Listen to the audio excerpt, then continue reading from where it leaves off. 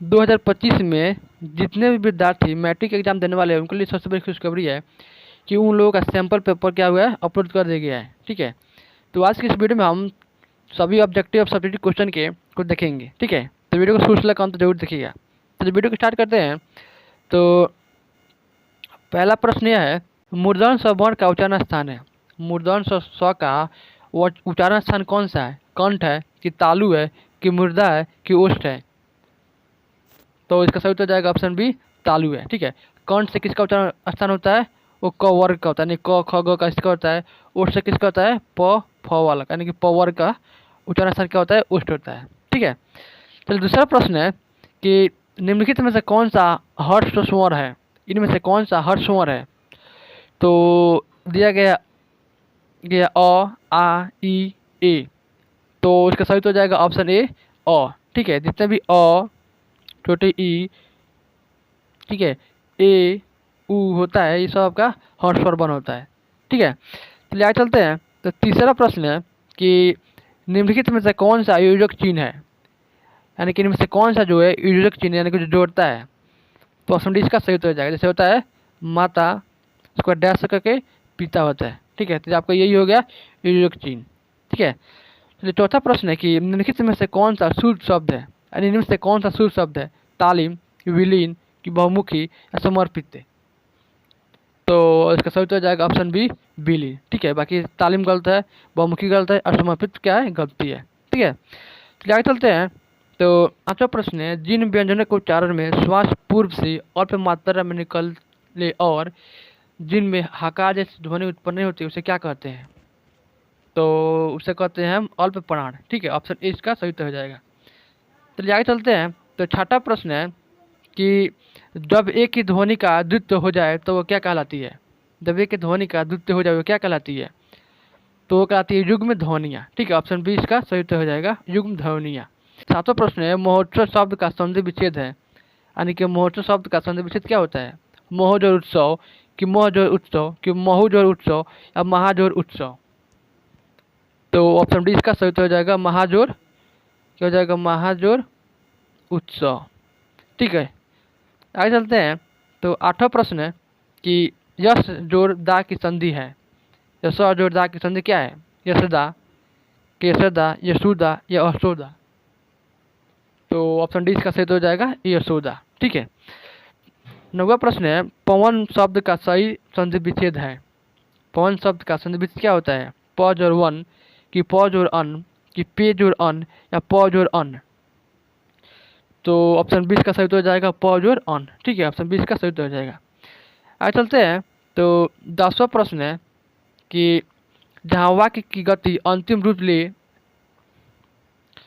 10वां प्रश्न है, जहाँ वाक्य की गति अंतिम रूप ले ले, विचार के तार एकदम टूट जाए, वहाँ किस विराम चिन्ह का प्रयोग होता है? अल्प विराम का कि प्रश्नवाचक चिन्ह का कि पूर्ण विराम का और उद्धरण चिन्ह का? तो इसका सही उत्तर हो जाएगा ऑप्शन सी, पूर्ण विराम का। ठीक है, ऑप्शन सी इसका सही उत्तर हो जाएगा। आगे चलते हैं। तो 11वां प्रश्न है, कीर्तन शब्द किस लिंग का उदाहरण है? कीर्तन शब्द किस लिंग का उदाहरण है? पुल्लिंग कि स्त्रीलिंग या उभयलिंग या इनमें से कोई नहीं? तो आपका कीर्तन शब्द हो जाएगा पुल्लिंग। ठीक है, कीर्तन शब्द क्या है?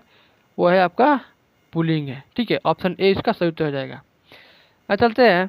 तो 12वां प्रश्न है, एकता शब्द किस लिंग का उदाहरण है? एकता शब्द किस लिंग का उदाहरण है? पुल्लिंग का कि स्त्रीलिंग का, उभयलिंग का या इनमें से कोई सी का नहीं? तो 12 का भी हो जाएगा स्त्रीलिंग का। ठीक है, एकता जो है वो क्या है? वो स्त्रीलिंग है। ठीक है, 13वां प्रश्न है कि कुजरा शब्द का स्त्रीलिंग है। कुजरा शब्द का स्त्रीलिंग क्या है? कुजड़ी कि कुजड़िया कि कुजड़ाइन कि कुजड़ीन? तो 13 का सही उत्तर हो जाएगा ऑप्शन डी, कुजड़ीन। ठीक है, आगे चलते हैं। तो 14वां प्रश्न है, निम्नलिखित में से कौन शुद्ध वाक्य है? निम्नलिखित में से कौन शुद्ध वाक्य है? तो आपका सही शुद्ध वाक्य कौन हो जाएगा? हो जाएगा ऑप्शन ए, बंदूक एक बहुत ही उपयोगी शस्त्र है। ठीक है, ऑप्शन ए इसका सही उत्तर हो जाएगा। आगे चलते हैं। तो 15वां प्रश्न है कि परिणाम शब्द में कौन सा उपसर्ग है? परिणाम शब्द में कौन सा उपसर्ग है? परि कि पर कि प्र या प्रति?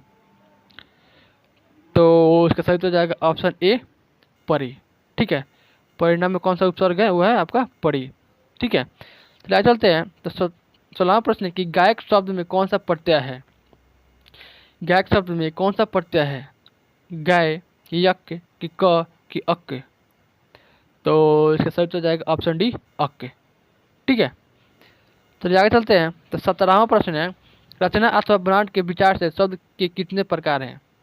रचना अथवा बनावट के विचार से शब्द कितने प्रकार होते हैं, 2, 3, 4 या 5। तो इसका सही उत्तर जाएगा ऑप्शन सी, ऑप्शन बी हो जाएगा 3 प्रकार के होते हैं। ठीक है, कितने होते हैं, 3 प्रकार के। चलिए आगे चलते हैं। तो 18वां प्रश्न है निम्नलिखित में से यौगिक शब्द है, निम्नलिखित में से कौन सा यौगिक शब्द है। तो आपका यौगिक शब्द हो जाएगा दूध वाला। ठीक है, और ऐसा प्रश्न है निम्नलिखित में से कौन तद्भव शब्द है, इनमें से कौन सा तद्भव शब्द है, खीड़ है कि आग है कि डूबता है कि हैजा है। तो इसका सही तो जाएगा ऑप्शन बी आग है। ठीक है, आग जो है वो आपका तद्भव शब्द है। चलिए आगे चलते हैं। तो 20वां प्रश्न है कि निम्नलिखित में से कौन सा उत्तम शब्द है, तत्सम शब्द कौन सा है, खर पर कि मोर चिड़िया की कीमत है। तो इसका सही तो जाएगा ऑप्शन ए खर पर है। ठीक है, चलिए 21वां प्रश्न है कि राम ने पुस्तक पढ़ी है किस काल का उदाहरण है, पूर्व भूत का कि पूर्व वर्तमान का कि हेतु हेतु मध्य भविष्य काल असंदिग्ध भूतकाल का। तो 21 का सही तो हो जाएगा ऑप्शन बी पूर्व वर्तमान काल का। ठीक है, ऑप्शन बी इसका सही तो हो जाएगा। तो आगे चलते हैं। तो 22वां प्रश्न है कि हिंदी में सर्वनाम के कितने भेद हैं, हिंदी में सर्वनाम के कितने भेद होते हैं, 3 कि 5 कि 6 या 7। तो इसका सही तो हो जाएगा ऑप्शन सी 6 होते हैं। कितने होते हैं, 6 होते हैं हिंदी में सर्वनाम के भेद। तो 23वां प्रश्न है मोहन ने कुछ नहीं खाया किस सर्वनाम शब्द का उदाहरण है। मोहन ने कुछ नहीं खाया किस सर्वनाम शब्द का उदाहरण है। तो इसका सही तो हो जाएगा ऑप्शन डी और निश्चयवाचक सर्वनाम का। ठीक है, चलिए आगे चलते हैं। तो 24वां प्रश्न है कि कलम तोड़ना मुहावरे का अर्थ है। कलम तोड़ना मुहावरे का अर्थ क्या होता है, बाधा दूर करना कि बढ़िया लिखना कि प्रतिकूल कार्य या कटु सत्य कहना। तो ऑप्शन बी इसका सही हो जाएगा बढ़िया लिखना। ठीक है, तो आगे चलते हैं। तो 25वां प्रश्न है आँख के अंधे गांठ के पूरे लोकोक्ति का अर्थ है। आँख के अंधे गांठ के गोरे लोकोक्ति का अर्थ क्या होता है। तो इसका अर्थ होता है मूर्ख धनवान। ठीक है, ऑप्शन डी इसका सही हो जाएगा। 26वां प्रश्न है कि निम्नलिखित में से कौन सा अशुद्ध शब्द है, इनमें से अशुद्ध शब्द कौन सा है, व्यवस्था कि संस्मरण कि चिड़िया या मंगल ध्वनि। तो इसका सही तो हो जाएगा ऑप्शन सी चिड़िया। ठीक है, चिड़िया को किस तरह लिखते हैं, चिड़िया को इस प्रकार से लिखा जाता है। ठीक है, चलिए आगे चलते हैं। तो 27वां प्रश्न है कि बिजली शब्द का पार्वती शब्द है। बिजली शब्द का पार्वती शब्द क्या है, दामिनी कि सफरी कि बनीता कि यामिनी। तो 27 का सही तो हो जाएगा ऑप्शन ए दामिनी। ठीक है, 28वां प्रश्न है पयोधर किसका प्रवाची है। पयोधर किसका प्रवाची है, सूर्य का कि पर्वत का कि जल का या बादल का। तो 28 का सही तो हो जाएगा ऑप्शन डी बादल का। ठीक है, ऑप्शन डी इसका सही तो हो जाएगा किसका, वो 28 का। ठीक है, चलिए आगे चलते हैं। तो 29वां प्रश्न है कुटिल शब्द का विलोम शब्द है। कुटिल शब्द का विलोम शब्द क्या होता है, कोमल कि सबल कि जटिल या सरल। तो इसका सही हो जाएगा ऑप्शन बी सरल होता है। ठीक है, कुटिल शब्द का विलोम क्या होता है, सरल। ठीक है, चलिए आगे चलते हैं। तो 29वां प्रश्न है संज्ञा अथवा विशेषण के साथ क्रिया जुड़ने से जो संयुक्त क्रिया बनते हैं उसे क्या कहते हैं, पूर्वकालिक क्रिया कि नामबोधित क्रिया कि सहायक क्रिया या क्रियार्थक संज्ञा। तो 30 का सही तो हो जाएगा ऑप्शन बी नामबोधित क्रिया। ठीक है, 30 का ऑप्शन बी सही तो हो जाएगा। चलिए आगे चलते हैं। तो 31वां प्रश्न है कि रामचरितमानस कौन संज्ञा है। रामचरितमानस कौन संज्ञा है। तो इस सही तो हो जाएगा ऑप्शन ए व्यक्तिवाचक संज्ञा।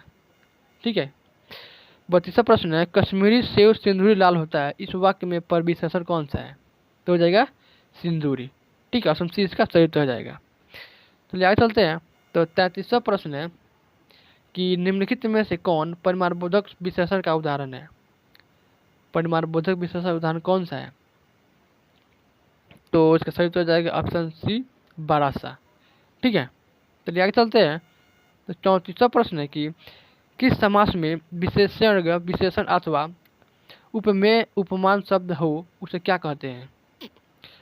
तो उसको कहते हैं कर्मधारय समास। ठीक है, ऑप्शन 20 का सही उत्तर हो जाएगा। 35वां प्रश्न है सीताराम शब्द में कौन सा समास है? तो सीताराम शब्द में कौन सा समास है? द्वंद्व समास है। ठीक है, ऑप्शन ए इसका सही उत्तर हो जाएगा। तो नेक्स्ट प्रश्न है कि पंचवटी में कौन सा समास है? पंचवटी में कौन सा समास है? द्विगु समास की नद समास के द्वंद्व समास या बहुब्रीहि समास? तो पंचवटी में होता है बहुब्रीहि समास। ठीक है, तो आगे चलते हैं। तो 37वां प्रश्न है क्रिया की विशेषता प्रकट करने वाला शब्द को क्या कहते हैं?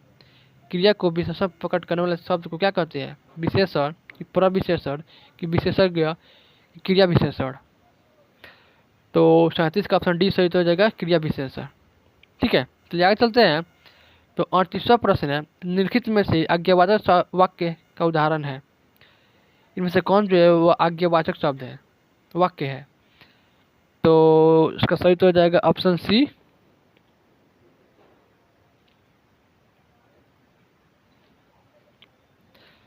तो इसका सही तो हो जाएगा ऑप्शन बी, तुम सदा सत्य बोलो। ठीक, ऑप्शन बी इसका सही तो हो जाएगा। चलिए 39वां प्रश्न है कि रचना की दृष्टि से वाक्य कितने प्रकार हैं? रचना की दृष्टि से वाक्य के कितने प्रकार हैं?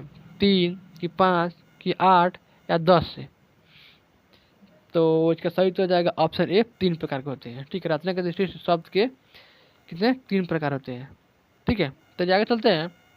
तो 40वां प्रश्न है निम्नलिखित में से कौन सा मिश्र वाक्य है? तो मिश्र वाक्य कौन सा है जिसमें 2 वाक्य हो? तो ऑप्शन सी इसका सही हो जाएगा, यदि तुम आओगे तो मैं जाऊंगा। इसमें 2 शब्द कौन कौन से है? यदि तुम आओगे तो पहला शब्द हो गया, और तुम जाओगे